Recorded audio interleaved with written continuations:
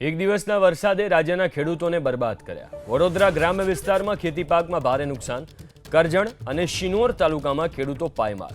મકાઈ, એરંડા સહિતના પાકમાં ભારે નુકસાન। તાત્કાલિક સર્વે કરાવી સહાય ચૂકવવા ખેડૂતોની માંગ।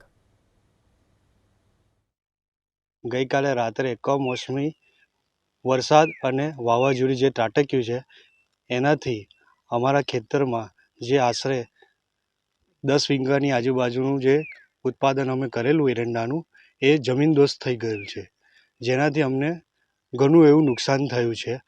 જે નુકસાન મારું નહીં પણ સમગ્ર તાલુકા અને જિલ્લામાં થયું છે।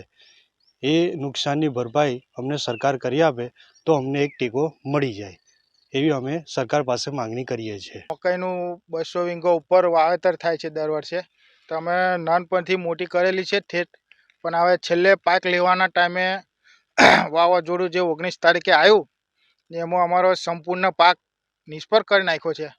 તો હવે અમારી પાસે કોઈ આરો રહ્યો નહીં, તો અમારું જે છે તે સર્વે થાય ને અમને સંપૂર્ણ સહાય મળે એ અમારી તમામ ગામજનોની આશા છે।